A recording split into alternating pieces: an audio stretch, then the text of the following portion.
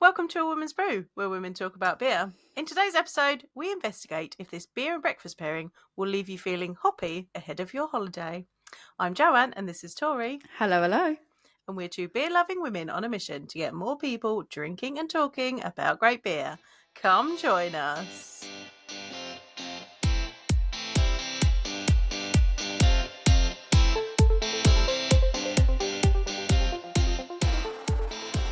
Well, I think, I'm interested with this one. Do you think was that a little bit clickbaity? That was probably a little bit clickbaity, but I mean, it's not in the, we're not going to not deliver. Right, we are going to deliver what it says on the tin. It's not exactly clickbaity, we weren't Does the beer deliver what it says on the tin? That's the article that we read. Yeah, so this is a news-based episode. We were going to talk about two different. So normally, it's really funny because I feel like we had an idea, let's try just dipping toes into talking about articles because it helps us stash bust sometimes. Yeah. Which then doesn't end up happening because we talk about news articles, and then that means we literally go out and buy beers for news articles instead. Which was it was meant to be we'll talk about a news article. We'll figure out what we have in our stash to go through it. Yeah, that didn't work. And then it was going to be we both brought a news article to the table to talk about, one that we both thought was really, really interesting.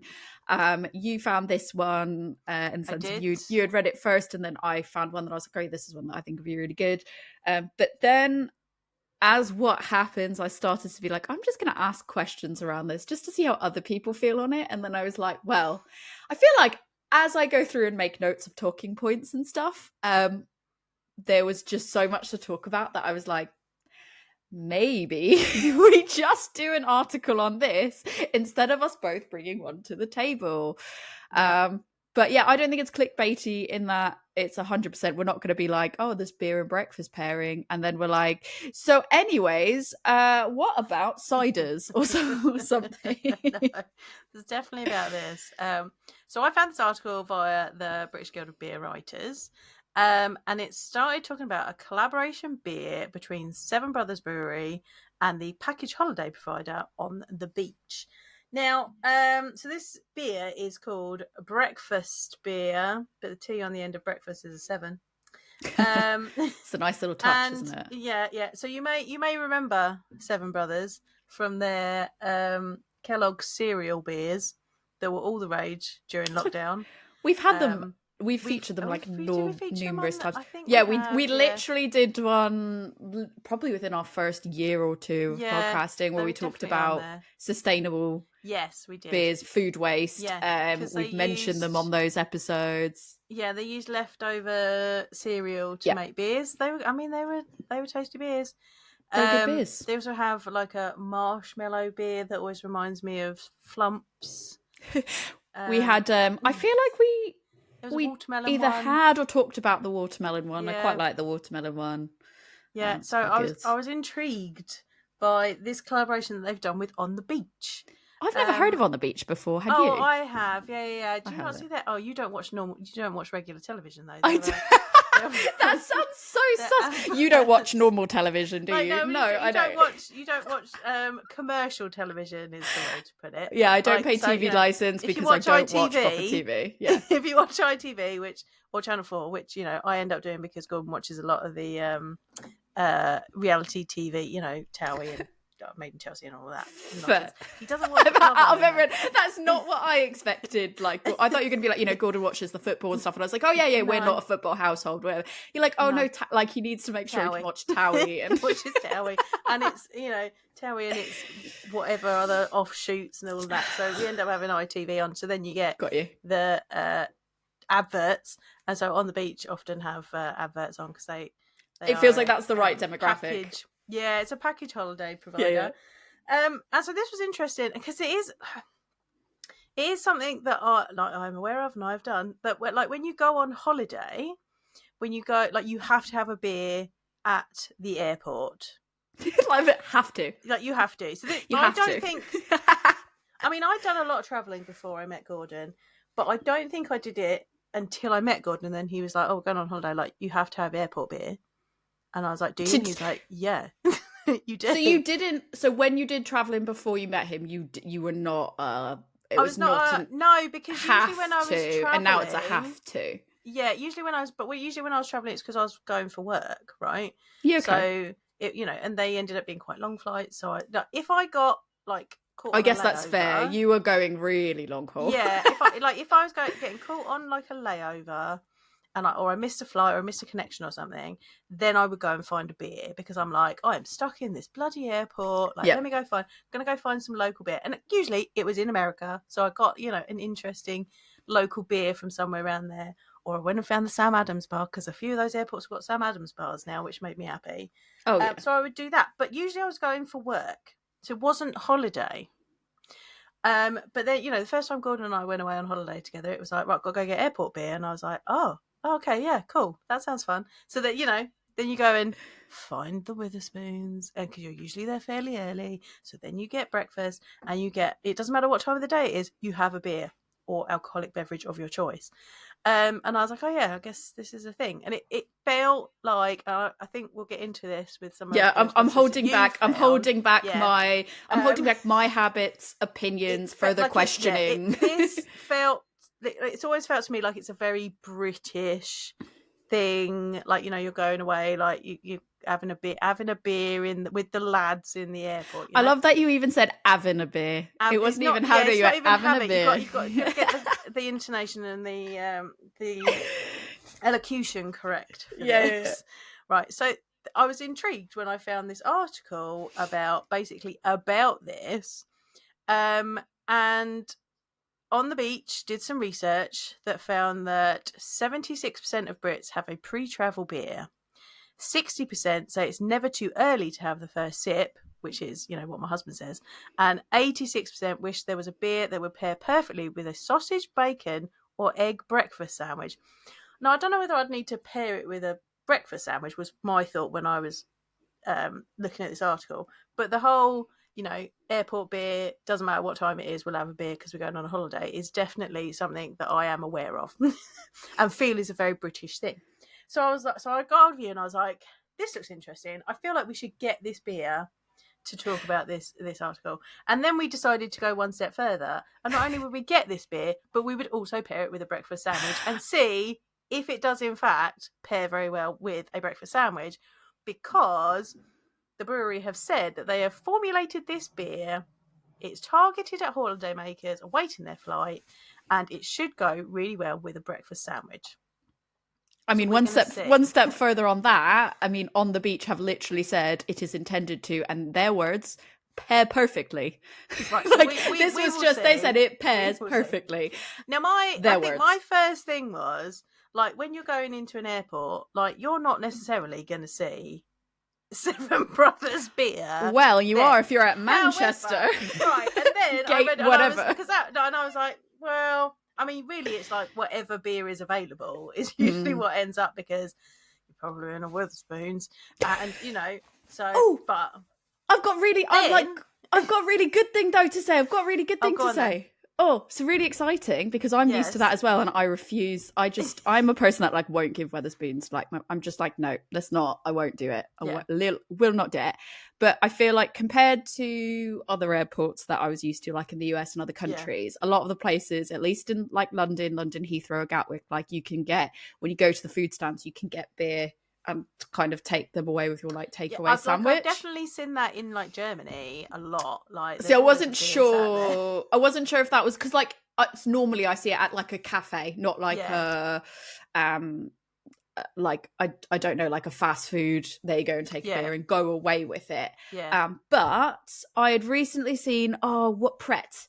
Oh yeah. The last year when I've gone to Heathrow, Terminal 5, I think, whatever the international T5, Pret has had, oh god, I can't even remember the name of it. I'll have to look it up before we get on to the next part of it. But they have been doing their beers in Pret at T5. So not only do I 100% not have to do Wetherspoons, because that's never, it's just not going to happen for me.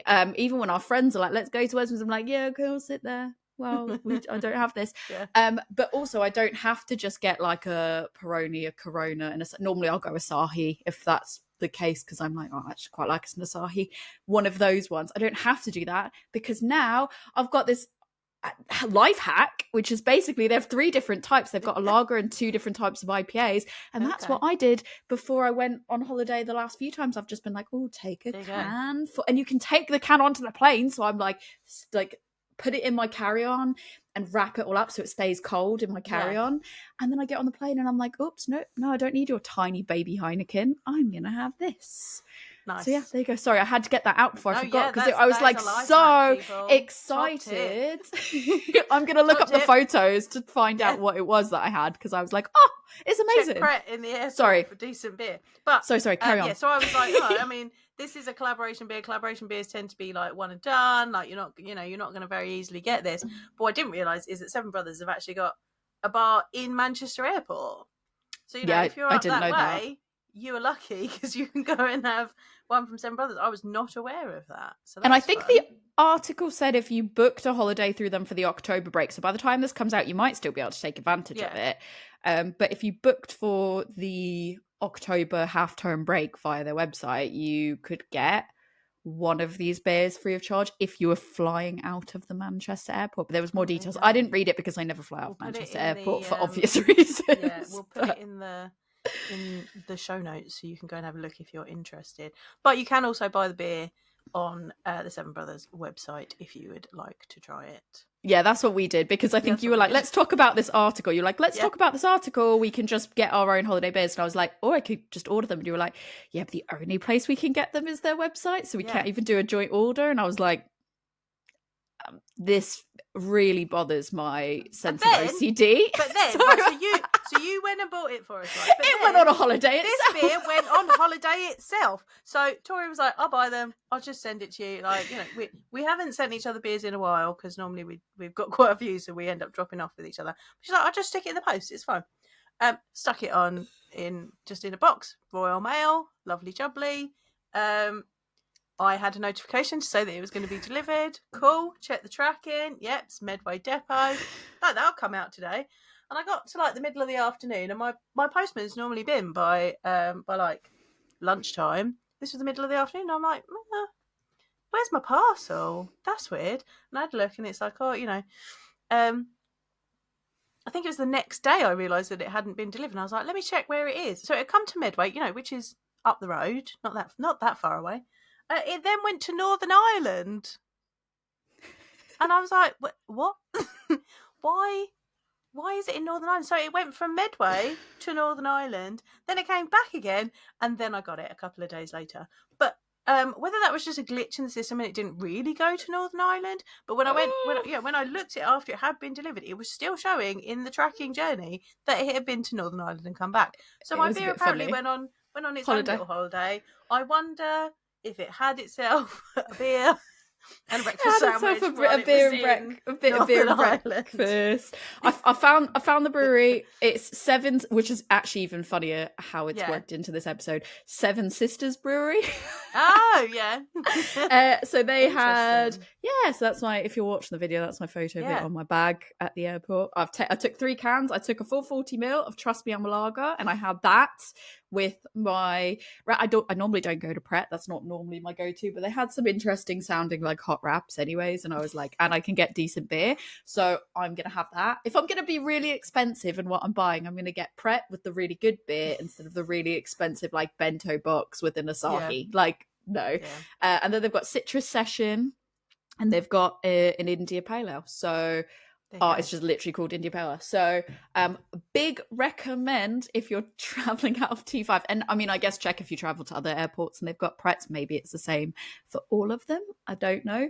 But that was like massive life hack that I found. I was like, every time. The next time I went, I was like, there was a plan. And it's right by the Starbucks as well. So I was like, we go here, we get our food and our beer, and then we pop over here to the Starbucks, we get our coffee, we are ready for travel, baby, and we don't even have to go to Wetherspoons.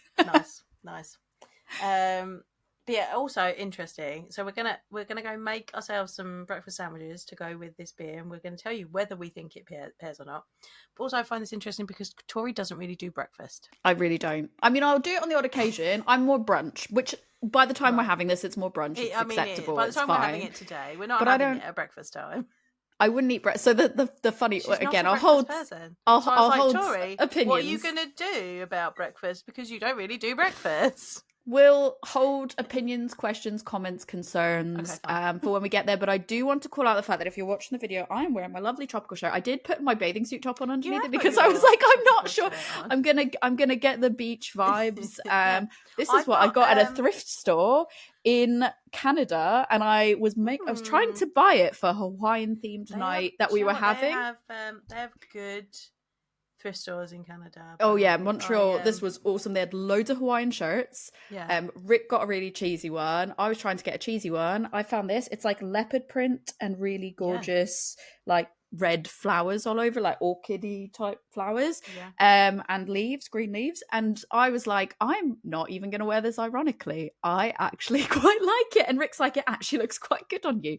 So I told my family, I was like, I've got this amazing Hawaiian shirt that's not even cheesy. I'm going to wear it again. And here we are. I get to wear it here. So I'm very excited. I got the pieces for my Winifred costume from Hocus Pocus from a Canadian thrift store. It was so good. There were so many. This was just literally right across the way from where we were staying, and I was like, you know what, we're gonna go holiday. I'm gonna put my bathing suit top on. I'm gonna get my Hawaiian shirt out. Why not? Let's do it. But I've got a Hawaiian shirt on, but I've got the beachy waves in my hair today. You're bringing the beach properly curly today, so it looks good. Yeah, it looks good. All right, sandwich. We're gonna go make breakfast sandwiches, and then we'll see if this beer does actually pair perfectly. It's their words. Big claim. Yeah, big claim. All right. We have our sandwiches. We do. Tori, do you want to say what you've got? I do. I've made myself a breakfast burrito, actually. Because if I was going to have anything for breakfast, it is going to be the breakfast burrito. It's egg with some spices and sausage. Normally I put a bit of hash brown in there. Not enough time to prepare hash brown, aka I forgot until it was too late to prepare hash brown. Normally I like a bit of hash brown for some crunch, and then there's some chili charger mayo in there. So we'll see how this goes with it. What about you? Oh, actually, hang on. I've also got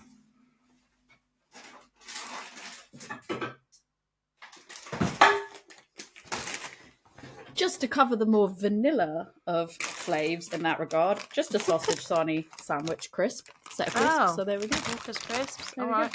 I've got those as well. What doesn't pair better with things and snack and crisps? Yeah. I've just got your basic bacon sandwich with a bit of ketchup. I was watching The Union on Netflix last night.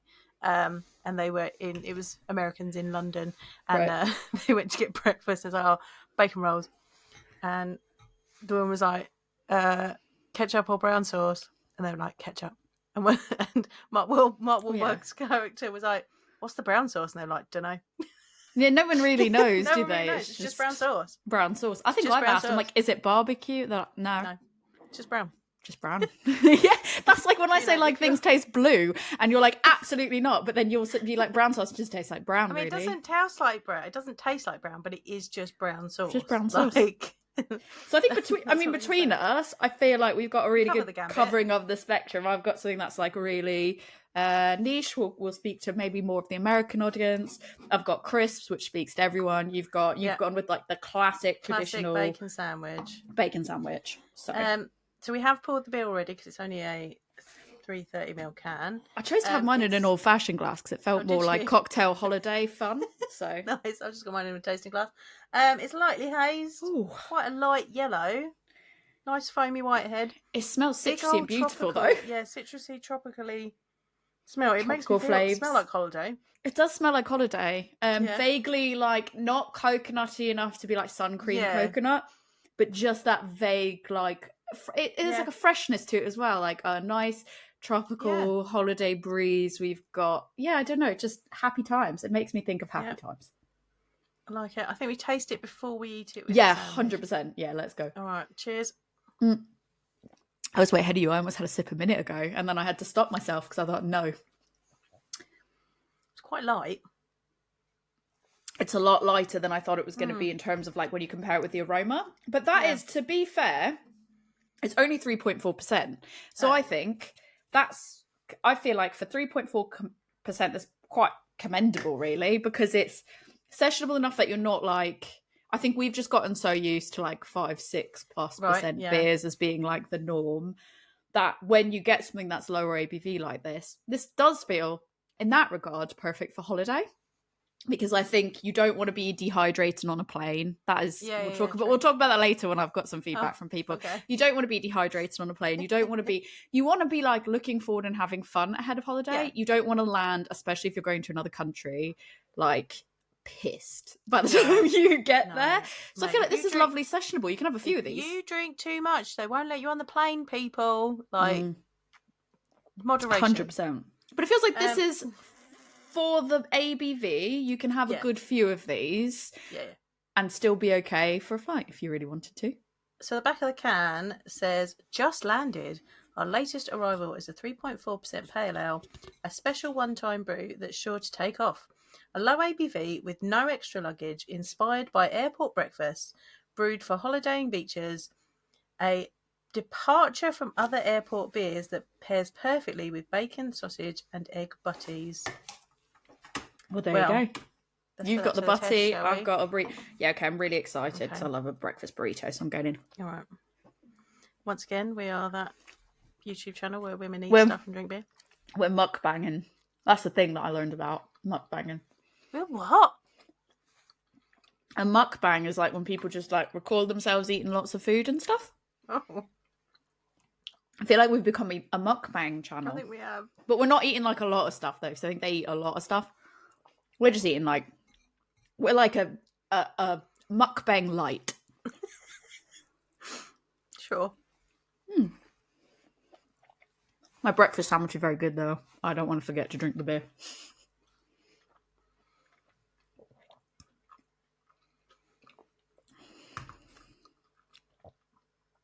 I mean, it doesn't not, for me, it doesn't not pair. Yeah. I think it's light enough that, you know, the flavour doesn't overpower the sandwich. I think I'd like more flavours. I think there's the right amount of flavours for me when it's paired with something. If I were to drink it on its own, I'd probably want a little bit more flavours. But I think where it's paired with a sandwich, it's a good amount of flavours because it's not really taken away from anything. I don't feel I'm missing out on any flavours because of what I'm eating. So I think that makes it a little bit more versatile as well. You can kind of have whatever and it's not really going to take away from that. What I will say though, I'm going to say something potentially slightly controversial here, which is, it's not bad, I like it. But what makes, everyone's like, oh, I wish there was a beer that paired perfectly. We don't have this yet. Like, in my opinion, I don't think this is quite an innovation. I think it's innovative in the sense of like they're doing a collaboration. Seven Brothers have done several collaborations that I feel have been quite smart in the sense of more of a commercial spec, like more of aligning themselves. Like they did one with Chicago Town Pizza or something, didn't they, at one point? We did that. We did like a few different ones where they did the collabs, the Kellogg's, where they were using their cereal that can't be used, that we talked about, all that. I don't think this is revolutionary in the terms of the flavours. I don't know why people are acting like they don't have this flavour profile already. Maybe just not at an airport. But this is also only being offered at one terminal in one airport. Yeah. So if you're not there, you're not going to get this anyway. So you'd go for something else that's equally citrusy, fruity, whatever. Like, I don't think the flavours are necessarily revolutionary. I don't think the ABV percentage maybe with these flavours and how it's landing, again, not revolutionary, but very well done. I don't think it's a bad beer. But I don't think there's anything here that says, oh yeah, this is changing a market. Yeah. If that makes sense. I don't think that's their goal, but no, you know what I mean. That's the goal, but yeah. I do like it. I feel like the airport beer is quite a widely done UK thing. You can't widely get this beer is my main issue with it. Like you can buy it from Seven Brothers, but then you can't take it through security. But then you can't take it through security at the other side. So Yeah, if it wasn't like, I feel like on the beach you need to have like a little kiosk at the airport selling it, you know. I think so. I think if they sold this at airports, and I don't like that it's like limited just to the summer. Like I really wish that, or like into autumn, but I really wish that this was more. Yeah, because they could really make a thing not of just it. summer holidays, like any holiday. Yeah, any holidays. You can have a airport beer. So. And that was part of their statistics that they were on about, was that it is literally across the board on like every holiday. That's the thing that Brits do. Yeah. I'm going to try with the crisps. Hang on. Okay. I'm going to mukbang the crisps, and I'm going to give you a review of the crisps as well. These are Walker's sausage sarnie with tomato ketchup, I guess. I don't know. What I'll say is, every year Walkers tend to do like a let's make sandwich crisps. Yeah. They're fine. I mean, it's crisps, aren't they? I wouldn't say this tastes particularly... It doesn't not taste like a sausage sarnie with tomato ketchup, but at the same time, I don't think that's particularly a difficult range of flavours to get. Yeah. I mean, they've made tomato sauce crisps before, so... It does pair with those, to be fair. I mean, but then I feel like the beer is so easy drinking, easy going that I think it would be really difficult to not pair something with it. So, like, yeah, it would pair with breakfast, but it would probably also pair with lunch. Yeah. The only thing I don't think it would pair with would maybe be a pudding. And I'm sure there's something that would pair with it, but I'm not sure something that's like... I don't think it's quite as universal, a pudding. It's not robust enough to go with something hearty.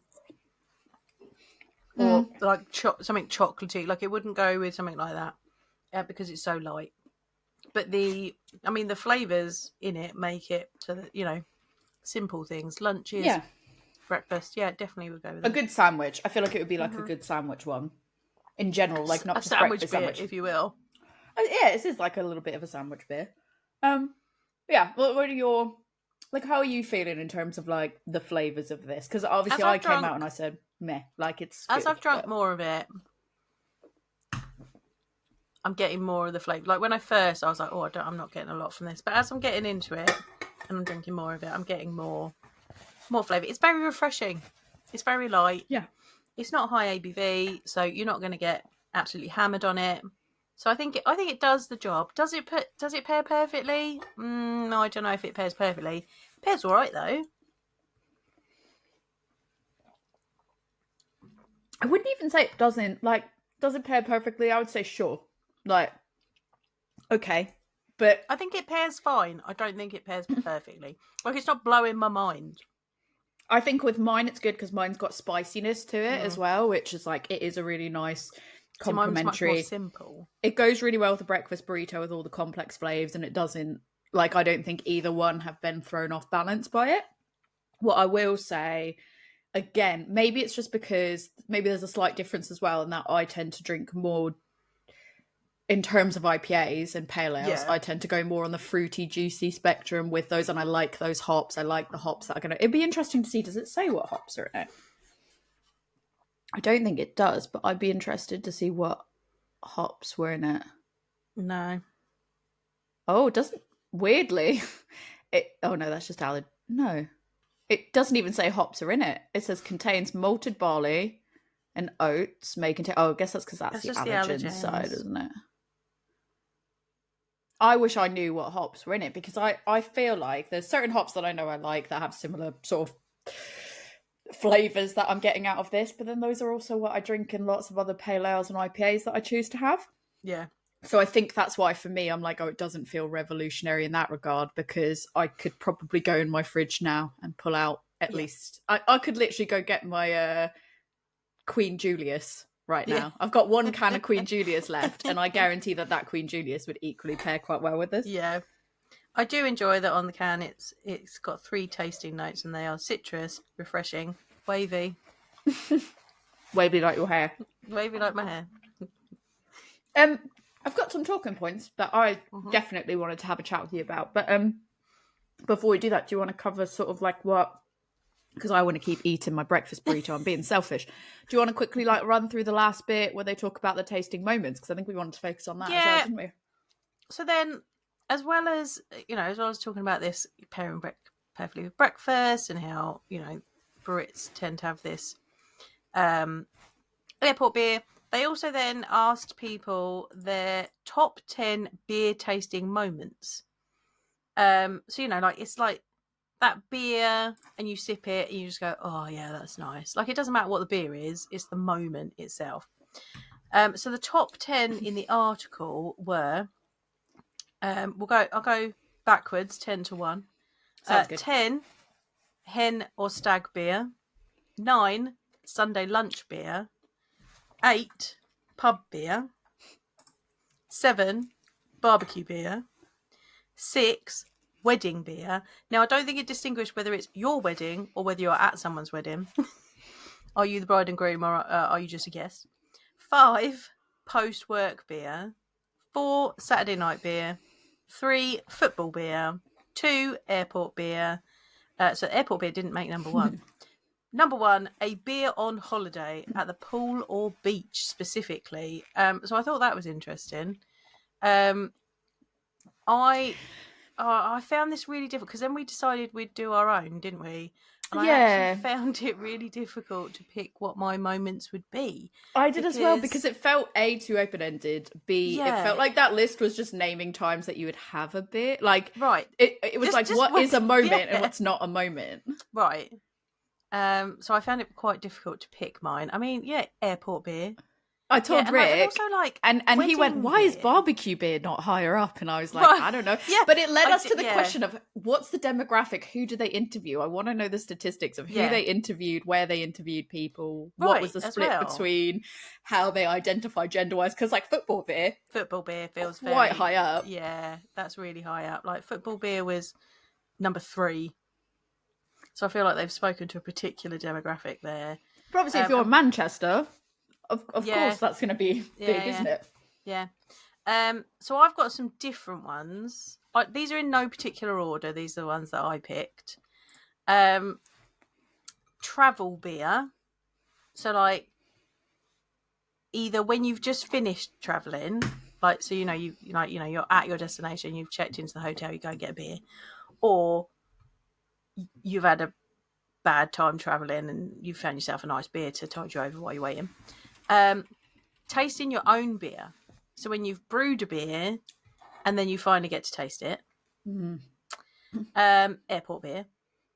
I agreed with after work beer because when you go out with some mates to the pub, have that first sip of that after work beer, quite like that. But I went further with that, like end of a project beer. So like when you've had you've been working on something really solidly, you get to the end of job well done beer. I think that's a moment we could think about as well. And in addition to the after work beer, what about the after work beer at Christmas? So it's that when everyone goes out for a beer at Christmas time. And all of the pubs and venues and bartenders get really annoyed because it's those people that come out at Christmas time. That the first sip of that after work at Christmas beer. A pub beer, like when you've just you found a nice pub, or it's a nice cask, or a nice traditional beer. That's a nice first sip, I think. Holiday beer, I agree with.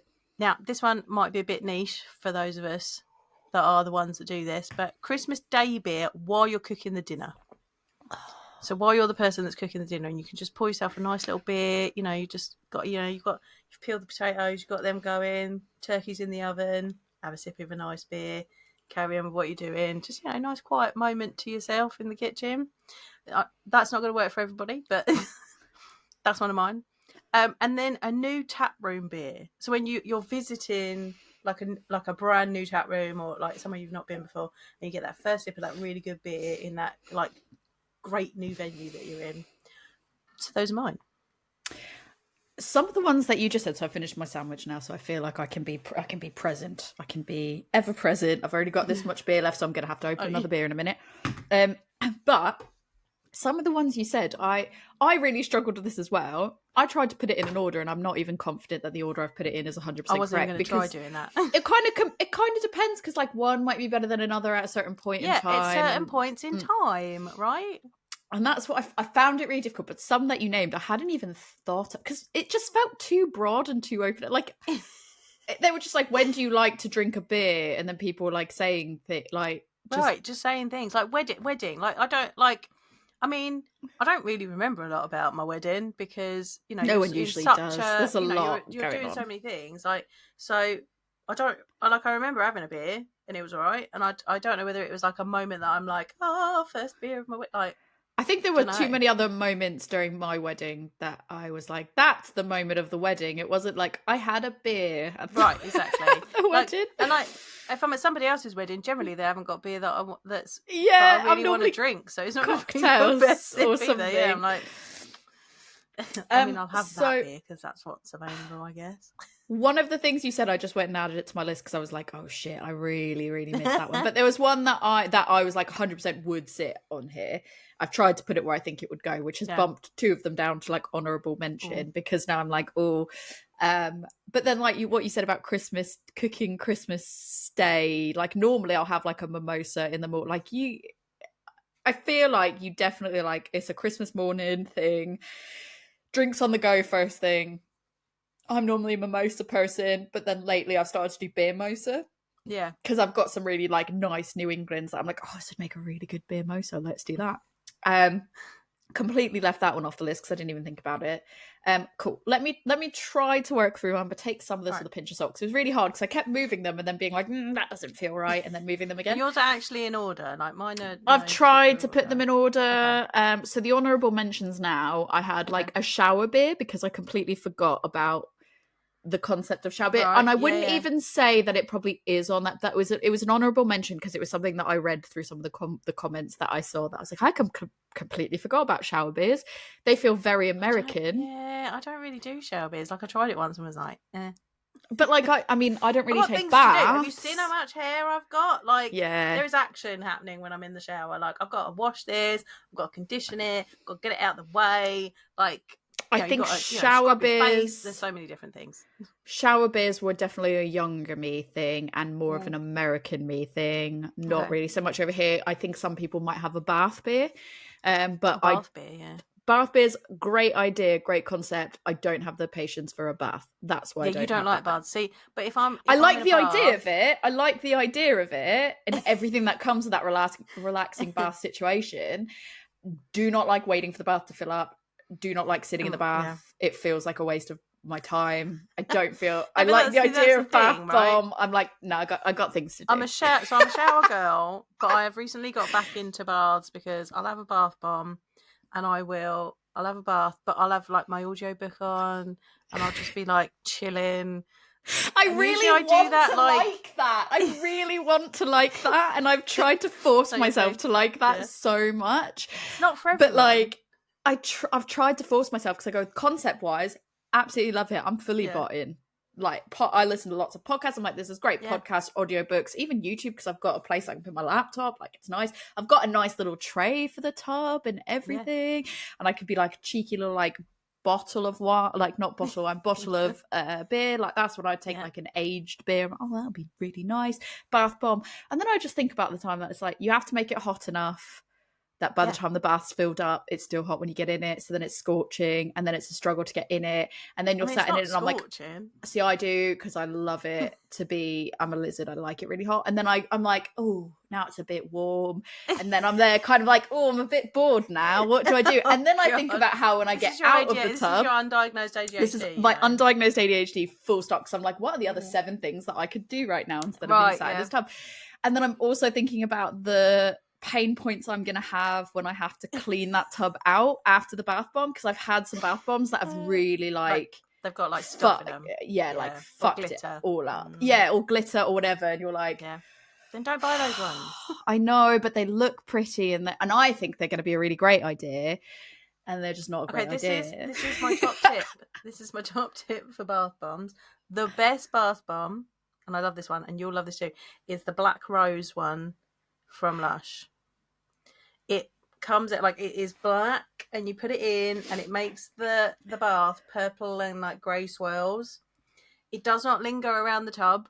See, I've had one that was black from Lush, and it did leave like a ring around, and I was like, oh, this is so painful.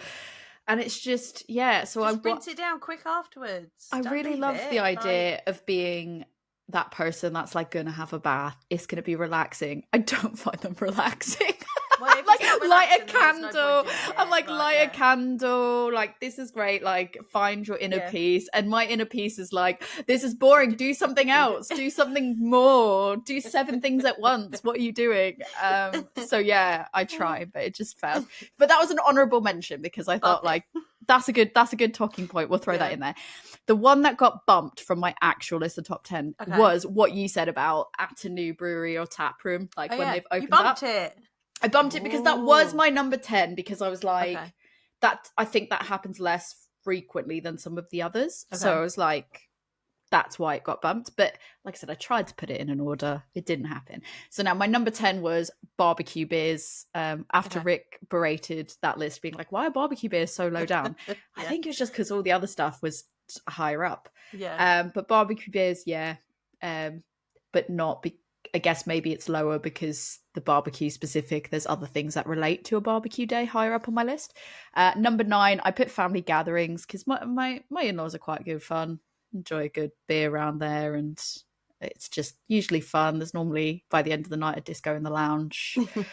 So it's normally great. And when I'm back at home in the US, my family is great to have beers with because my siblings will try my beers and I can talk to them about it, and that's fun. So I enjoy family gathering drinks. My number 8, which I really want to make it higher up on the list, but I couldn't figure out where to put it, was day drinking, but specifically in the summer and like on a Saturday, just because I'm like, it's sunny out and I want to sit outside in the sun and just day drink. Or like when you go to my number 5, so I'll jump up to my number 5 when you go to a beer festival and you know you're going to day drink. But the reason that's lower on the list, the reason it's number 8 is day drinking is because it has to be within reason. Like you can't do it all the time. If you day drink all the time, that just drops off the list. It's not fun anymore. The reason it's so fun is because it's a rarity and you're like, what are we doing today? We're going day drinking. And that's the exciting part. My number 7 was what I added to the list, which was train beer, because I forget how much I love a train beer. I don't like a train beer. Love a train beer. I can't like properly... Like I can't probably enjoy it because I'm like, you know, what if it takes too long or I haven't drunk enough? Oh no, it gives me anxiety.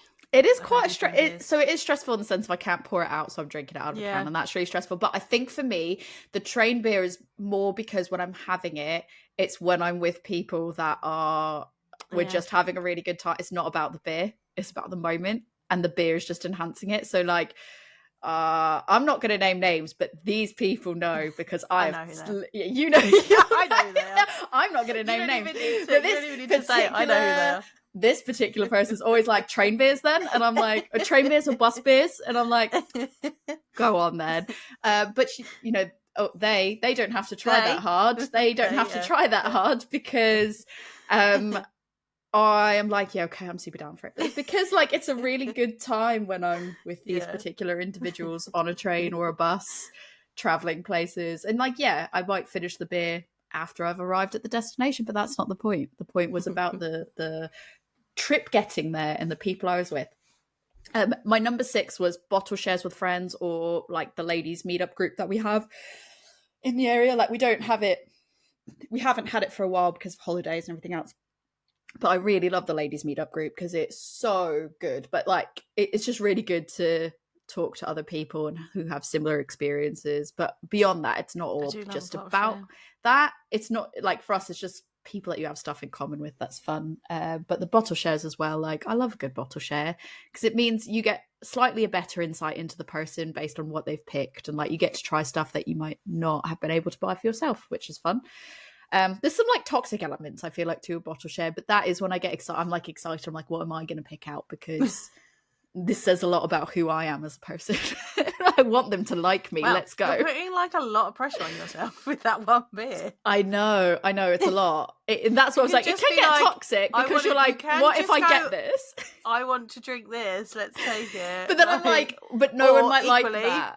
Equally, I want to get that out of the cupboard. Let's drink it. Yeah, but then it becomes, what if it sat there for too long and then it doesn't taste good anymore? And then that's a problem. Fine. So there's that. Then I've got my number 5. I already said that's beer festival beer, like, because it's fun. It's the vibes. It's, again, not about the beer. It's about the vibes. Number 4, I put on holiday because that feels obvious. You're exploring places you don't get all the time. 3, like you, I've put, with when it comes to pub, but I've put specifically Sunny Pub Garden, which is like midday on a stressful work day when you're like, I just need to leave my desk for a bit. That's very like specific. We're all going out for lunch. This is great. We needed this. We needed a good laugh. We were, even if it wasn't stressful, we're just like, we're tired. We just need to get out of here.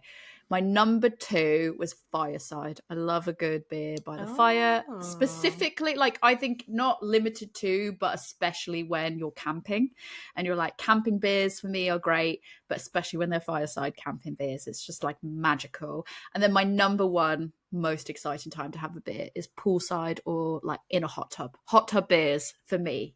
Like, I guess that's kind of like the equivalent of bath beers, but like hot tub beers. It feels more elevated. It does amuse me that you like a hot tub but you don't like a bath. Because like a hot tub feels more social. It's more party. I'm like, there's music on. We're outside. It's like, I don't have to clean up the mess when I get out of the hot tub. Like, it's immediate, and it's more immediate. I can be like, I want to be in the hot tub, and then within, you know, a short period of time, I'm in the perfect temperature soup water cooking, and it's great. And then like, you can have other people in. Like, would it be weird if I said, it would be very weird if I said to you, Joe, I'm going to go have a bath. Come take a bath with me. It is great. Not weird if I say to you, hot tub's out. Let's go and have a chat and drink a beer. That's true. There you go. I mean, I could just about say, Rick, it's bath time. Let's go have a bath. Like, I could just about do that. But like anybody else, weird. No, weird. And I think like there's a difference. One is like a bath is more like zen, you're alone. Hot tub's more like music's social. On, party vibes, social. So yeah, there we go. That's my top 10. There you go. I like those. Those are good. I'm going to open up another beer very quickly just because... Okay. I have a second. All right, shall we switch to the second? All right, let's. Yeah, we said we'd get a second holiday beer. So here we go. I'm interested to see what you got, what you picked for yours. Do you wanna do yours first? Do you want me to do mine first? I can do mine first. Okay. So I went and grabbed a beer out of my fridge that is a beer that I bought while I was on holiday. Okay. So this is Anta Bruco. I picked it up when I was in Wales. Or specifically when I was in Hay-on-Wye, actually. It's pale ale. I hadn't heard of the brewery, but I saw them in a shop where I was also buying cider. Nice. And I was like, oh, that's a local brewery. We will buy those. It's a session pale ale. I think they had a lager and a hazy as well. You know, solid. And the label has the contours of Sugarloaf Mountain on it. Oh, cool. Yeah, and I only bought the one beer from them because I was also buying cider. So I haven't actually tried anything from them yet. So that's the first. To try that one. Mine was also bought while on holiday. So I've got Tandem, which is a white IPA that I got in Brussels.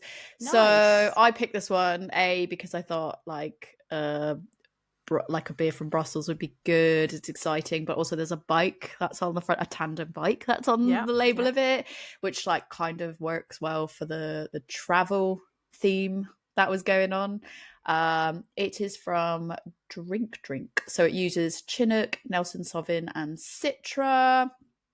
I just thought it would be a good one to have because like I feel like every time I have these like there's a lot of like the white IPAs, like the Belgian type beers as well, just like make me feel like holiday. So I also had one that was on like the backup on standby that I almost picked that I got from Montreal when I went. But then I was like, you know what? This one to me just oozes holiday. So that's why I went with it. I was going to grab one of my Sombra Mesa beers because I bought those while I was on holiday as well. But then I saw this one and I was like, do you know what? I've not had anything from these, so let's try them. The problem with my Sombra Mesa ones are they're all big bottles. Yeah, you've got big ones. I got the cans. It could have gone another way though. I could have picked a beer that was more fruity flavors, tropical. Like I could have just gotten something that felt more like I was going on holiday, but I thought I'd go with the label artwork says travel, and it physically was picked up during travel. So mine is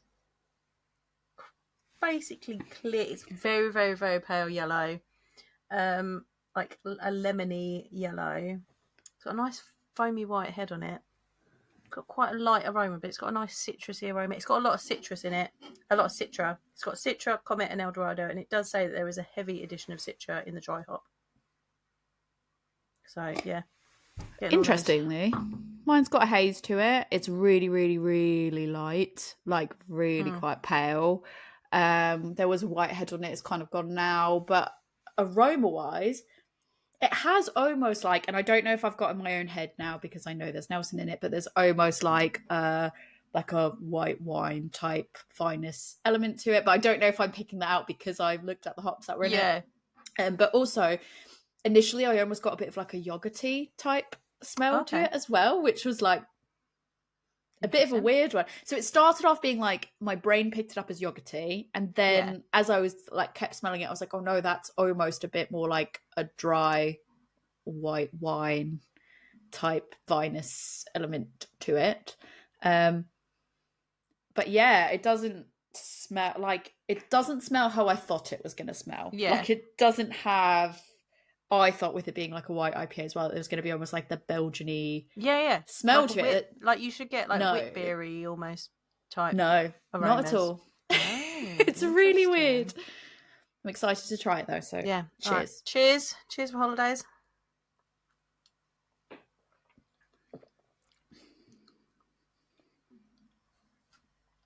Oh God, that's weird.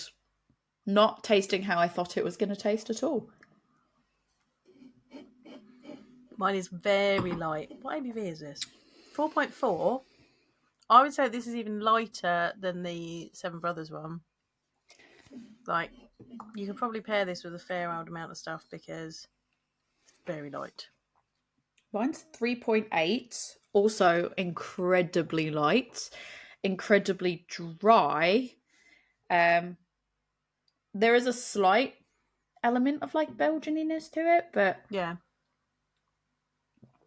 I think it does taste more along the lines of like white wine, weirdly. Not what I was expecting at all. But, and I will admittedly, I don't think it gives me holiday vibes. Okay. But it's interesting. I don't dislike it. It's just not what in my brain I expected it was going to be by a white IPA. So yeah. I think mine is very light. Mine would be really good, like because it's a session IPA as well. Very light. You could definitely like drink it while you're with people. Like it's not complex, and that's a good thing because you could like it'd be very refreshing while you're sitting around hanging out with other people. You haven't got to overthink it. You can just have a nice refreshing beer and enjoy your time with other people. So I think it'd be a good holiday beer. I'm going to keep sipping on this and see how I feel about it because I do feel like it's quite light. There's not a massive amount of flavours there. It's just a lot of dryness, that a very, very light touch of carbonation, but not much at all. I think it does feel like it's mainly the Nelson that I'm getting. But yeah, keep drinking it, see how I feel. I think similarly, like based on what you said, like you could drink this and it's easy to drink it while having conversations. I feel like this would pair quite well with like if you were out and about and having like picky bits, this would be fine with some like picky bits on holiday. Or a lot of times I'll be like, if I'm going someplace and taking myself away to like a more of a remote place or camping, I'll be like, oh, let's go charcuterie because that's easy. That's just like little nibbles. I feel like it would be really good for that.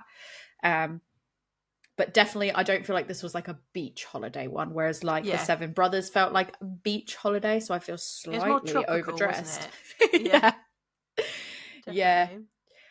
Interesting. There were some things about the article that I thought was quite interesting to talk about. So they said 47% said they'd pay more than £7, which is about roughly $9.17. I was going to say pence, but cents is the word I was looking for. For their first holiday pint. Now I don't know if I'm assuming that's like at the airport or wherever you're traveling from. Would you be willing to pay that much, or have you paid that much? Because I've definitely paid that much, but for me, that price point is very much it. I guess depends on what I'm getting and how much I'm getting of it, but also I think looking at it, I'd probably be like, oh, that sounds like a lot for what I'm going to get at an airport. I don't know if I'd be willing to pay that much. I'd rather just wait till I'm on holiday. But then the reality is when I'm in the situation, I'm like, hell yeah, let's go. Get the credit card. That's what credit cards are for. I can't remember how much. I don't even think I think about it. I just go, I'm going to have that. That's the beer that I want. And so I'll just pay whatever it is. I mean, airport prices are always more expensive than anywhere else because they got you trapped. So they can charge you whatever they want. They got you by the proverbials. I think it would depend on what the beer was as well. Like, you know, a regular beer, I might be more, how much? But if they were like £7 for a beer and Moretti, like, yeah, no, I wouldn't buy one of them. But I think I just don't think about it. But I think if you asked me in advance, would I pay £7 for like a beer and I'd Moretti? say no. I'm going with that because that feels like that's the most likely type of thing you're going to get, or an Asahi or whatever. Like, I'd say am I going to pay £7 for that? No. But then also when I'm there, I'm like, meh. Right, exactly. I'll just do it because I'm like, well, I'm not going to I'm on holiday. I'm not going to go, how much? I'm like, that's holiday budget. That doesn't count. Exactly. I saved for this. Yeah, exactly. So you're just enjoying yourself. So I think that one of the questions we started to touch upon it when we literally introed the podcast, and you were saying about how like a lot of the times that you were traveling pre-meeting Gordon, you were traveling for work, it was long haul, so you didn't really do it until after. But in terms of, you obviously travel a lot now for work. A lot of it is to beer drinking destinations, to do beer drinking things. Yes, we're all suitably jealous, but the big question I have is, do you have a pre-travel beer when you travel for work? No. Because that is it in your brain, is it switched where you go, you know what, I'm about to go have all the beer that I possibly can handle? No, I'm not going on holiday, I'm going to work. So it's not it's not a travel beer, it's a holiday beer, and I'm not on holiday, I'm working. So I'm not in that. Yeah, I'm not in that mindset. It's not exciting, is it? Yeah, it's not like I'm going on holiday, because as well, like, I might get the other end and have to get straight on it. So. True. Would you have a beer on the way back from a work thing if you were like sat in an airport, or is that still you're like have. No, I definitely have. But like on the way back from Yakima last year, we sat in the Deschutes tap room. Definitely had a beer there with some food before I got on the plane. So yeah, on the way back, because I'm going home. True. Yeah, that's the celebration, isn't it? You're like, I'm going back now. It's the end of a project. Well done. It's I think one of my moments. I've done the same, in the sense of I don't really drink on the way out. Doesn't feel, I say that appropriate, but again, Yakima, because that is a long haul flight. On the way out, no. I missed my connection. I got stuck in Arizona, and then I did go and have a beer with my dinner, or my lunch or whatever I was having. So then I did, but that's because I was stuck somewhere, and I'm like, this situation is nonsense. I'm having a beer. That's fair. I think, to be fair, like normally if I'm traveling out for work, I wouldn't have a beer because I just feel like you said, I'm like, I'm going to work. When I get to the other side, I don't know what I'm gonna have to deal with, whatever.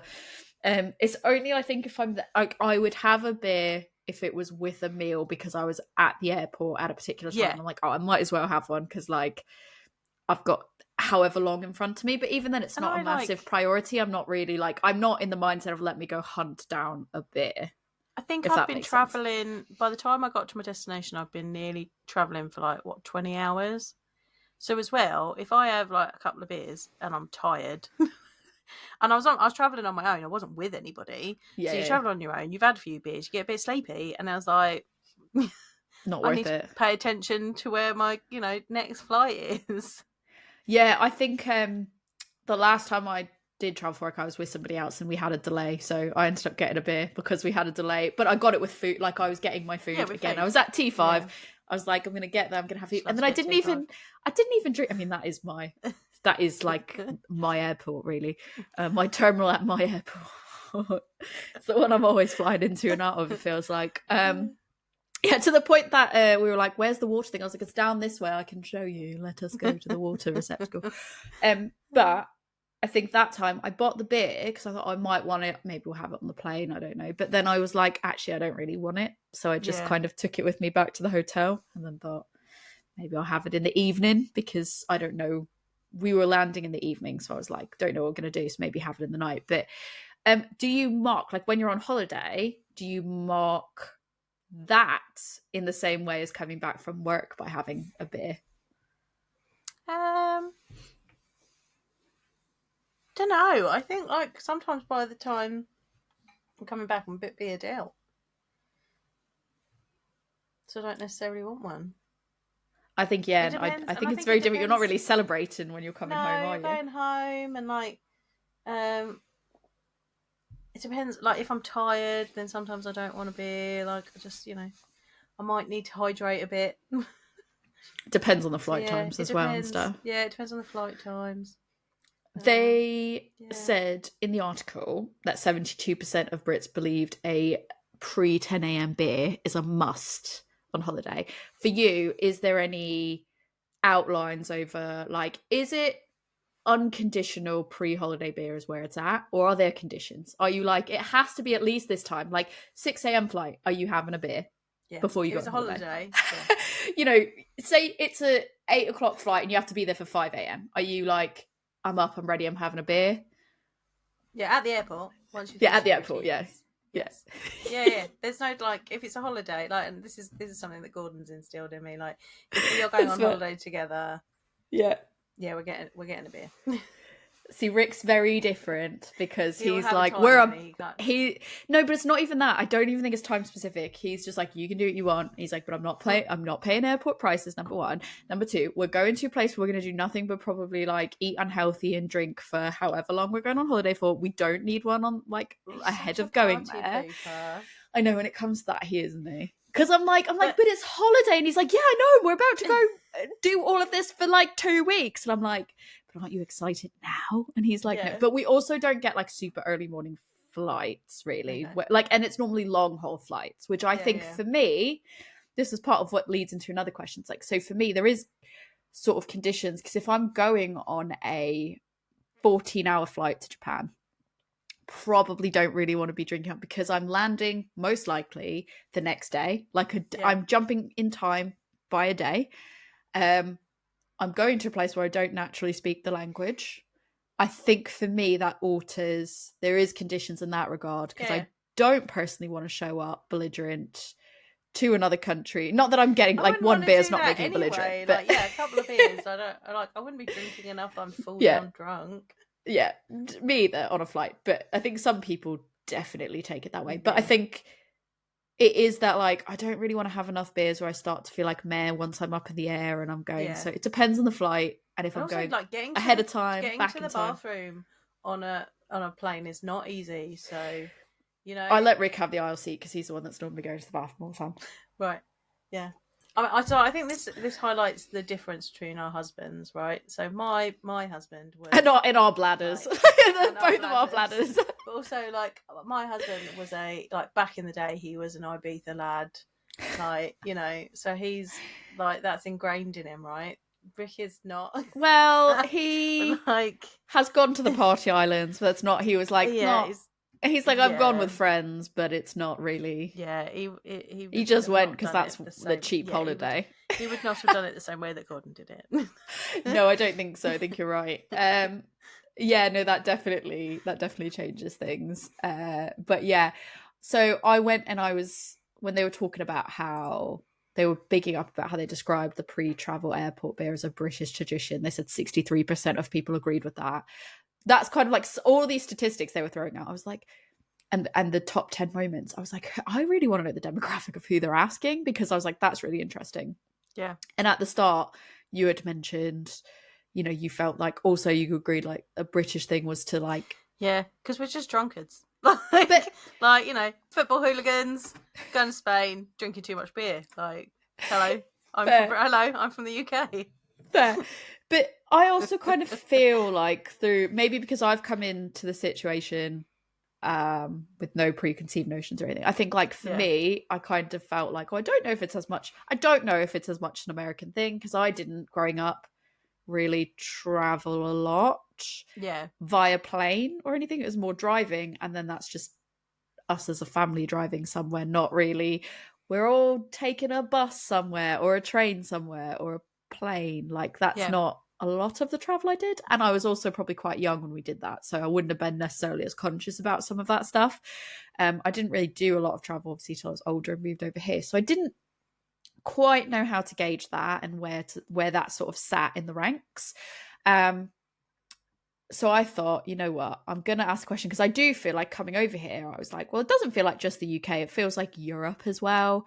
It feels like a European thing because I feel like people are more loose with drinking at whatever time they want. I don't know. Like it feels have I told you the story of the first time I went to the US? No. So first time I went to the US, it was I did an international exchange for university. And so I went to the University of Florida for like a semester. And I can't remember. I was talking to our one of my professors over there.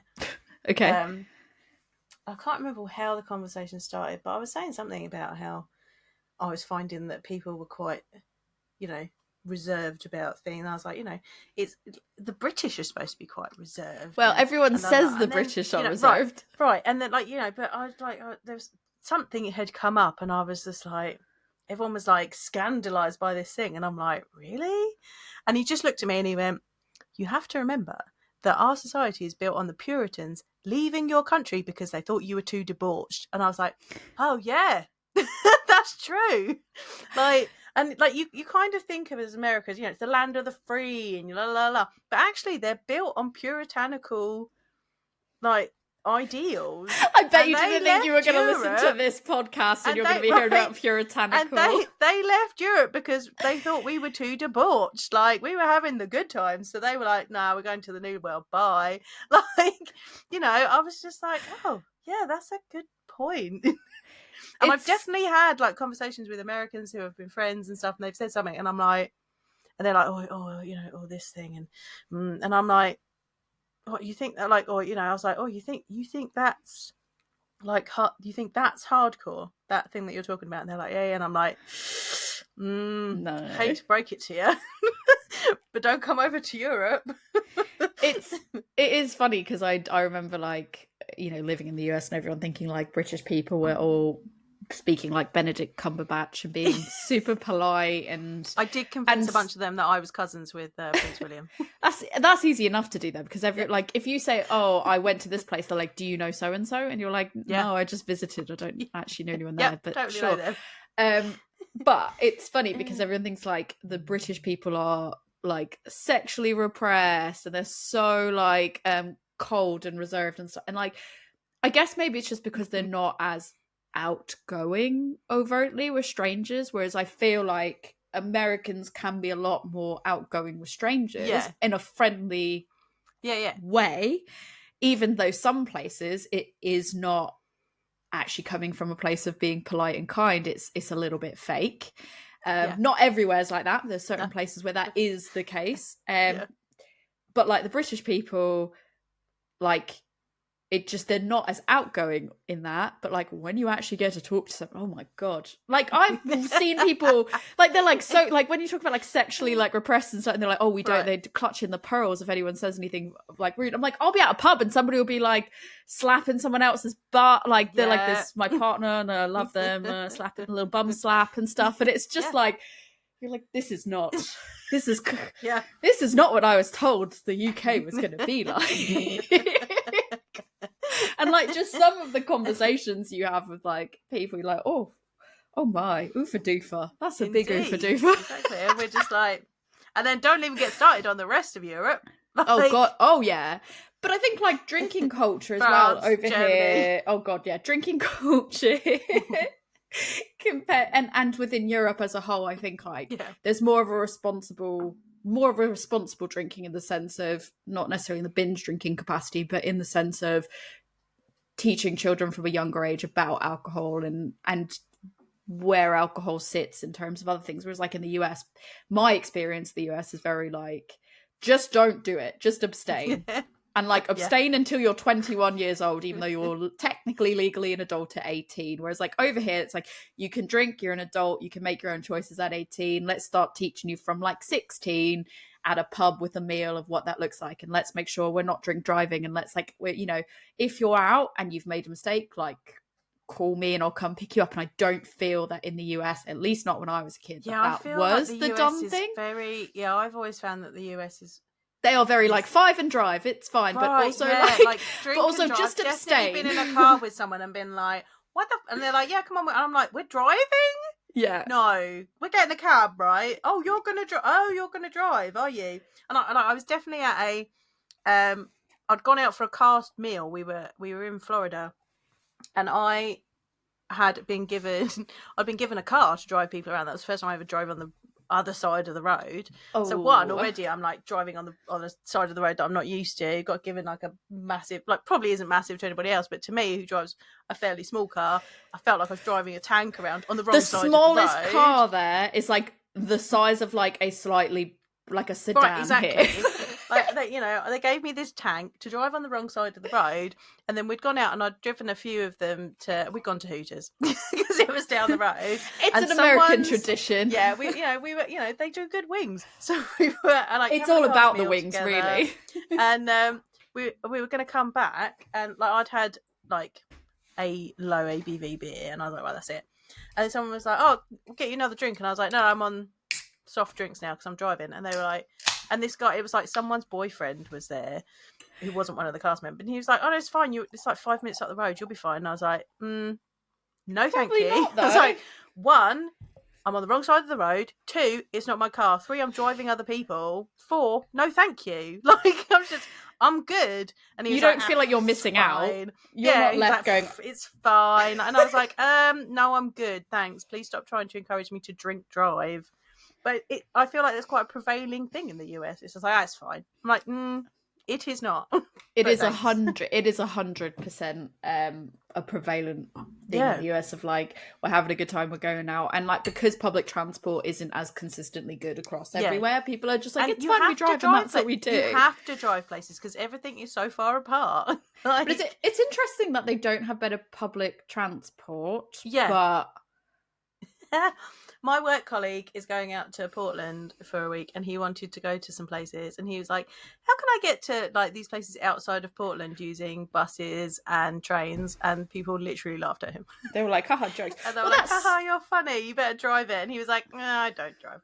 It's when I talk to people about Massachusetts as well, and they're like, I want to go here and I want to go there. Or like Treehouse, before Treehouse opened up, like some of the locations that were closer to Boston, they just had that one that was like more in like Western Mass, and people were like, yeah, definitely want to go to Treehouse. I'm like, so you're going to rent a car, drive however many hours out to, effective. I think it was like at least an hour and a half, 2 hours nearly, to Treehouse, where there's already limits on what you can get there, and you have to queue to get all stuff.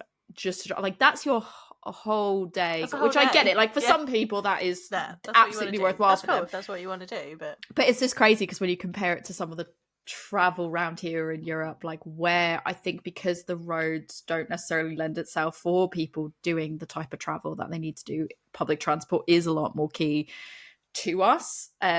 It's very, very different. But like even in Boston, you have like decent trains around the city centre that kind of can take you around where you need to go there. But like if you wanted to go to other little pockets, like you wanted to go to Salem and you wanted to go visit Notch, like yes, there's trains and buses that can get you there, but be prepared to kind of either pay for a cab, which isn't a massive drive from the city centre, but like be prepared to get a cab or be spending the majority of the day trying to work out the public transport, which isn't going to be straightforward. And I mean, arguably some of it I wouldn't even say is the safest mode of going, but that's just me personally.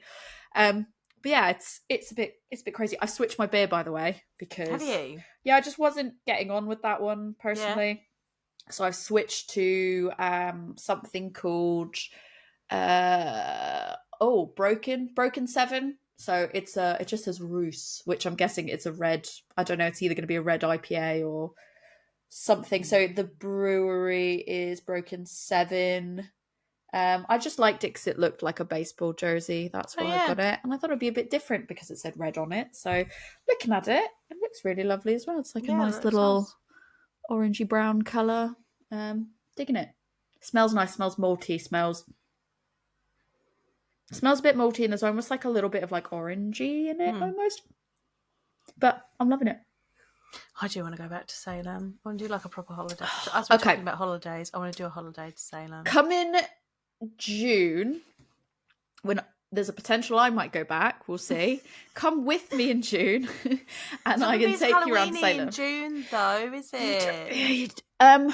There's still all the Salem it still stuff. will be. It still will be, but it won't be the same as being in Salem in like. But maybe it's because I'm a lifelong, I'm not a lifelong New Englander, but I can't say that anymore. Yeah. But no. I'm a multi-decade New Englander, and you really There's so many people, right? Want to go to Salem at Halloween because it's not actually like, I personally don't feel you're really getting the value, because you always have the House of Seven Gables. You also have the tours and everything that's there, but also the weather's nicer. You want to be able to sit outside and enjoy a beer outside in the sun. Yeah, I like it when the leaves are changing and stuff.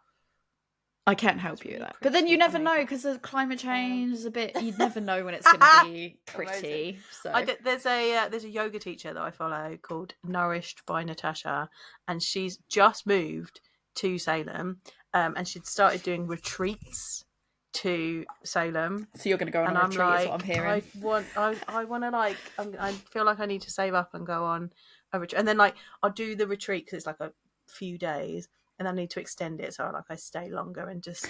No, just come with me. I'll take you to Salem. I'll take you to Portland. I'll take you to all the really good places. We can have a really good ladies' holiday. We'll take podcast on the road. We'll take the podcast on the road. Are we leaving Rick behind? Are you not taking Rick with you? Someone's going to watch the dog. Oh, okay. He was already saying the reason that we were potentially going in June. He was like, "Oh, do we really need to do this?" And I was like. Yeah, I think so. So you can be my +1 instead, so it'll be great. I don't know. If he doesn't want to come, I will come. Yeah. I'll look into it. I'll give you the deets. But basically, so all of this led me down a path of being like, I'm really curious of my memory of what the US was. Back on track, because I feel like we tangent. On track is, I feel like I don't remember this being an American thing, but then also I was like, it's been easily over a decade since I've really been involved in that culture. And the, growing up there, obviously I left a few years after being technically legal age. And at that time, it's not the same as British people or European people who, when they're late teenagers, early 20s, they are traveling, they're doing a lot of travel on their own and with their friends. That's just not really what happens in the US as much. They can't really afford it. It's too difficult. It's not as accessible because of the transport and other things. So I was not doing that kind of travel for this to even be on the radar, really. So I reached out we've talked about the Craft Beer Girls channel, because you said there was a Craft Beer Girls book. After that, this is when we talked about girly drinks. I went and I joined a whole bunch of those channels, because I was like, I'm going to join the food one and the travel one and the book one and the main one. Book one. And because I thought, I'll ask on Instagram, it'd be really interesting. And then I was like, but no, I can't really ask for American opinions because the majority of my audience is European. I was like, that's not really going to help me. Yeah. I can't really ask my Facebook because, again, the majority of the beer drinking people, again, are European. British. Yep. That's even less, because that's even more just specifically British people. British, yeah. And then I was like, well, shit, I can ask on this Facebook group, because that will actually give me a wide variety of people from across the US. And it's in a place that's inviting, and it doesn't feel like I'm going to ask a question and people are going to shut things down and be rude or whatever. Yeah. So I basically posted, I explained what I was doing. I was like, please remove it if I'm not allowed to ask this here. But I asked it in the travel group around, the specific question was, do you indulge in airport / pre-travel beer ahead of going on vacation? I had to make sure every time I was saying vacation instead of holiday. And that was because I was like, that would land very different. So I had to keep typing and going, oh shit, no, and then retyping it. Vacation. Get the terminology right. Vacation. So I said, this is regardless of time of day. Is it a must for you / is it common amongst your social circle? And then I said, if you could reply in the comments with a yes or no in which state you're from, that would be amazing. And I said, I did the caveat of literally this podcast, we don't get money for this. It's just purely my own. I'm just purely curious from a nerdy perspective. People do this for free. I was like, we don't get paid for this. I literally just wanted to know, because next I could think of money on this podcast, just in case you were wondering. Next I could think of someone's going to be like, are you doing this because you're going to get paid? No. We wish. And I will someone say, would just pay for our beers. That would be great. Someone would pay for my beers. I would love that. the majority overwhelmingly was that people were like, absolutely. But what was funny is most people said, I either go for a beer or the next popular one was or a Bloody Mary. Just across the board, I was like, I go for a beer or a Bloody Mary. And I was like, Bloody Mary does feel like it's the most popular breakfast cocktail. Yes. I feel like it's a very popular thing to have at breakfast in the US is a Bloody Mary. I feel like it's popular with brewers as well. I don't like tomato, so it's not fun for me. I'll have a mimosa though. Yeah, I said mimosa's more my breakfast drink of choice. I might have to go back to in Portland, back to that place that does the mimosa flight. Mimosa flights. I might have to go back. So some people did. It was really interesting because on this, there was some like really good, interesting things. I ended up also going to ask on Reddit as well because I was like, this is obviously just a whole like this is just the female identifying specific group. I kind of want to know a larger scale, and I want to know more than just outside the US as well, because I kind of want to know overall, is it a thing with people in other countries as well. Obviously the more productive conversation, as you can imagine, happened in the Facebook group, but there was some really funny great responses in the Reddit one that I do want to get to, but people gave a lot of like talking points, and some of them really interesting because some people kind of talked about like which city was it in, because they were like, it kind of depends, like I'm not against the drinking in the morning, but it sort of depends on where I am and what bars are available, because that's a good point, some city airports, that's what I said about the airport, state, right? Yeah, some state airports have better options than others, so some of them, depending on them, will have more local beer on. Overall, some of like the bigger beer brands out there are still technically craft, but they're being distributed on a wide enough level and they are popular enough that they would be found at an airport compared to over here. So I think it is a little bit different in that regard. But yeah, that was one. And another thing that came up was like, is the bar actually open? So like a few people like, it depends on when I'm traveling. Is the bar open? And I was like, I never really thought about that. Yeah, that is a good point. Because it might not be. Yeah, and so, I mean, another thing that came out of that of the multiple comments there was a few people mentioned like, it depends. Am I on a girl's holiday? If so, absolutely yes. Am I on a friend's holiday? It doesn't even have to be a girl's holiday. A friend's holiday, yes. Am I going on a family holiday with my kids? No. However, I want to, like, honestly, I was like, round of applause for Megan, because Megan commented, and Megan was like, so she's from Michigan. She was like, pre-vacation beer is always a must as long as the bar is open, and normally a layover beer if there is one as well.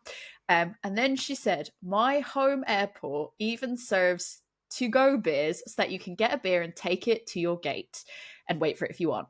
Best idea ever. And last time I flew with my kids, I grabbed a beer, then took them to the kids' playroom to wait for our flight. I'm like, yes, Megan. I salute you, Megan. I'm like, get it. Like that is, I'm like, some people are like, oh, because if I'm with my kids, like I don't want to, like, oh, if it's a family holiday and we're going here, there's too much going on, I don't want to. I was like, I love the fact that Megan was like, yeah, I get a to-go bit. And then like, the kids still get what they want out of it. Like they get to go to the playroom. I get to sit and like she's not getting and also plastered. Like, she's having a beer. And also, like, I mean, you know, maybe she's a single parent, but if you're a woman and you're in a couple, you're not the only person that's responsible for those children. Yeah, 100%. But also, I'm like, no, that's cool. But what I love is the fact that there were a lot of people more on Reddit more so than on the Facebook group. And I'm gonna hazard a guess, and this is just completely an assumption, and it's only because I can assume the Facebook group is mainly women and female identifying people. On Reddit, I'm gonna hazard a guess based on the way some of the comments were that a lot more of those were people that identified as male, and a lot of that tended to be geared towards not just having a beer, like having lots of beers pre-travel. And I was like, oh no, that's like, I had to say a few times, like, you know, just like one bit, like I'm not talking like about you're getting hammered, a beer. I'm not, you know, we're not on a sesh here. But I was loving it. So that comment alone, I was like, hell yeah, I'm here for this, I love it. I'm just trying to think some of the other like really, really good standout comments. So like, yeah, there was lots of like sometimes, or it's like a mimosa or a Bloody Mary or whatever. I learned some things as well. So, there's also Michelada came up. Somebody was telling me, so with the airport beer, opening times. Like that's something I didn't even consider, because I was thinking like, even when I went to Ireland and it was like 2 or 3 a.m, there was still at least one bar open, and I was like, I'm getting a Guinness. I have found it in some places, like when I get there super early, if you're the first flight out, nothing's open. Like you're in a massive queue at Lyon because it's the only place that you can get a coffee at, for goodness sake. Like it is interesting. I've had that sometimes, because I do end up on some very early flights sometimes to get somewhere on time for what I need to do. So yeah, the bar might not even be open. You might not even be able to. So I had a really good comment where I learned something even further there. So someone named Ashley said, I always have an alcoholic beverage no matter what the time of day is before the flight, unless places aren't open. I currently reside in California, but consider from Idaho. Well, pre-funking is way more popular in Idaho. All my friends would, but not a single California friend would. They prefer to garden. And I was like, wait. What's pre-funking and what's garden? That was literally this is where I learned things. Because I responded with, I'm sure this is really obvious, but I need to know contextually. Yes. What is pre-funking and what is garden in this context? I feel like it's going to be something really obvious, but could you please tell me? And she came back with, pre-funk is another term for pre-game or drinking before the event. It was a predominant term used in North Idaho. So I was like, that's fine. Okay. Got it. Gardening is marijuana. Oh, okay. I was like, oh, okay, that makes so much more. Like the second she said it, I was like, that makes sense. Okay, no additional questions. Like I was like, got it, and thank you for the education. I really appreciate it. That's still not a thing over here, peeps. Like, because it's over obviously in the US and across various places. Some of the other interesting things, like not everyone. Some people says I used to, but I don't anymore. Just like it's just not worth it for them because they get sleepy and dehydrated. So it's just not as ideal. Some people said if it's not just unconditional, like if it is too early in the morning, they're not really into it. Therefore they're like, not really feeling it. Somebody had mentioned about there being in Texas, I think it was Texas, because I'm trying to find the comment now, but I can't see it. But somebody had basically said they had a really good margarita. They get margaritas at a particular airport in Texas because that is the place where they just get amazing margaritas from this one slot. So like normally I'm 90% beer until I go to a place that is amazing margaritas, and then I'm margaritas, and I was like, oh my god, tell me all about these margaritas, because now I'm here for that. So I guess if you're going to a place where it's like a specialty cocktail or something else, like if you're going to like Brazil and they're like, we make amazing caipirinhas or something, you're gonna have that at the airport, aren't you? You're not gonna be like, beer me please. But yeah, so that was the ladies group. But then some of the comments on the Reddit post. Oh my god, I need to scroll down. So thematically, the people that were from other parts of Europe were like, like we also beer. You'll see this. Like they said in Bavaria, we have oh god, I'm not even going to try to pronounce that, but it's a thing. It says it usually comes with a wheat beer. I'm going to guess it has to do with something to do with sausage, because I'm guessing by the tone of it. Vice first. Yes. Yes. But there's a second word that I'm like, Frühstück. It's like a white, that's breakfast. Yes. Okay, fine. So there we go. It's a white sausage that they have with wheat beer, and it's cooked in wheat beer. So I got the white, and then I got what I assumed was sausage for the vice versa, Frühstück. And then the second part, I was like, I can't say that, so I don't even want to try.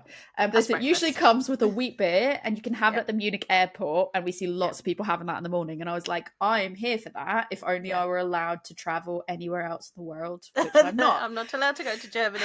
I'm not allowed to go anywhere. I'm never allowed to Germany. I'm never allowed to travel anywhere ever.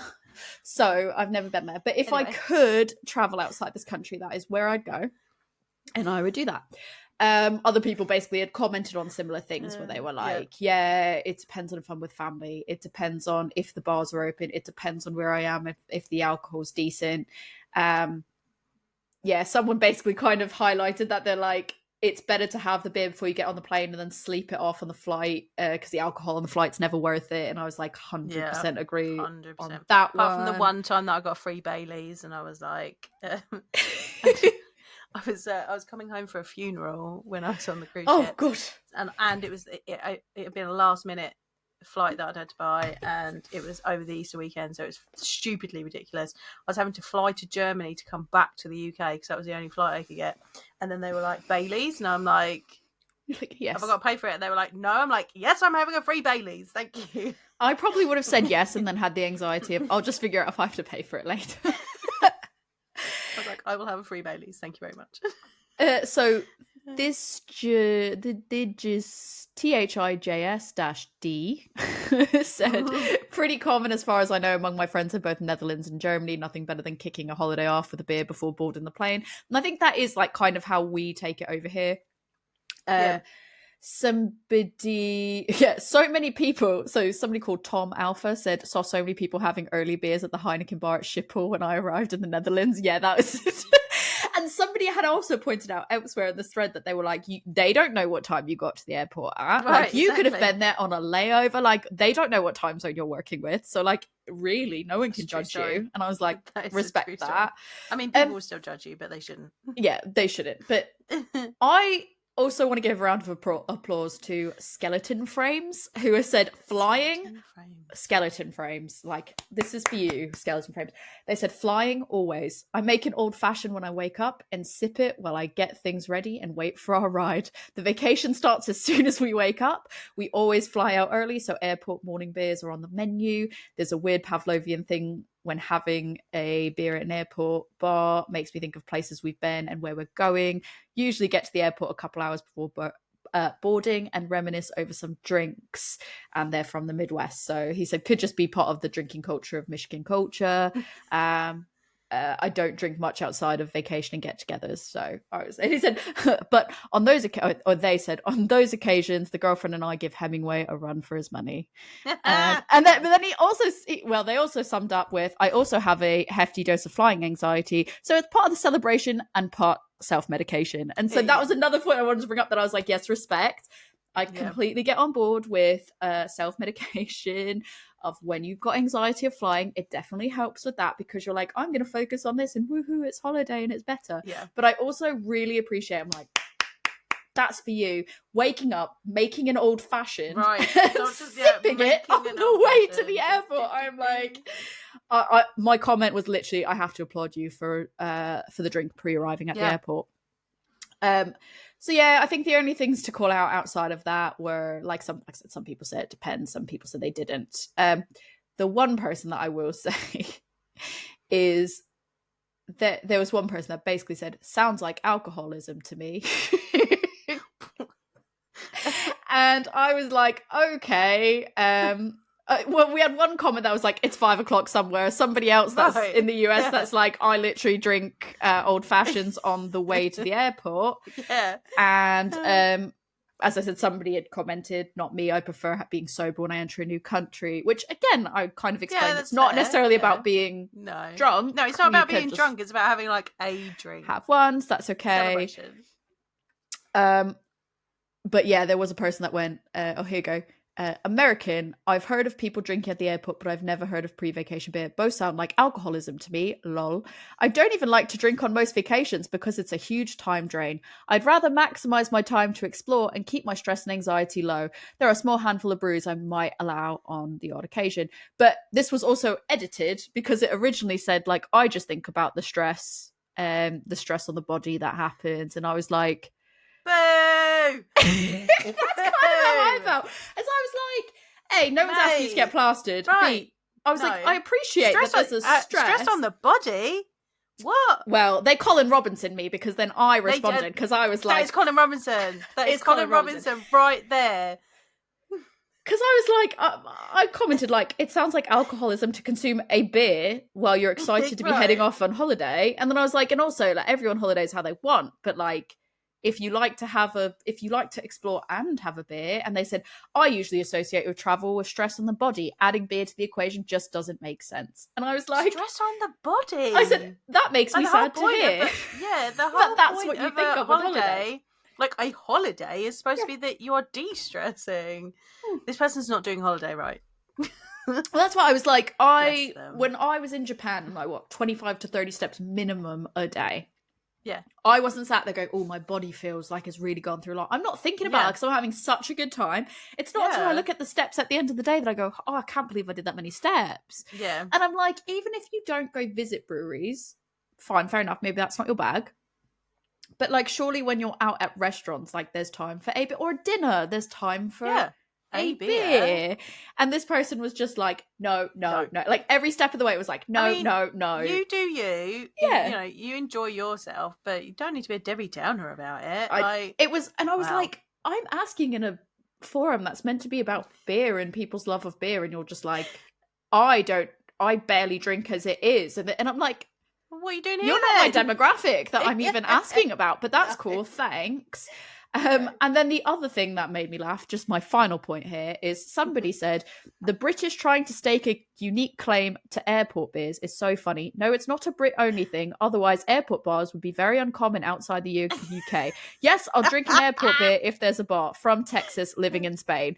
And my follow-up comment to that was just, I don't think anybody said it was uniquely British, just that the question spawned from reading an article where people have said it's a British tradition. Yeah. I'm not saying that nobody else drinks a beer. Many countries share the Christmas tradition of putting up a Christmas tree. No, that's ours. Having a Christmas market. I don't go, the Bath Christmas market German. Is a tradition. Yeah, no, that's German. We only have the Christmas markets. So that was kind of like, I was like, I feel like you're missing the point of the article, but cool. Some people just like to argue on the internet, let's be real. They're Colin Robinson in you. I know, and I fed into it because I was like, I am getting well annoyed. He's sitting there, like, he is taking your energy. He's loving it. You gave him a good feed. I did also put, like, I will say, to round things off, I did end up, I've got a really great message that's just come in on Instagram. I'm just kidding, it's spam, and it says, I'm horny, please get this. And I was like, no, thank you. I was like, checking my messages, what is this? And it was like, you have a request. And I was like, oh, maybe this is someone responding to my story. And I opened it and it was like, I'm very horny, could you and I'm like, no, thank you. Brilliant. But I did ask on my story as well, just to round things off, to say, just even here, because obviously we know that article probably asked a subset of people in a particular area using that service, and some of us, like myself, hadn't even heard of that service. So I was like, let's just do some due diligence here and just ask.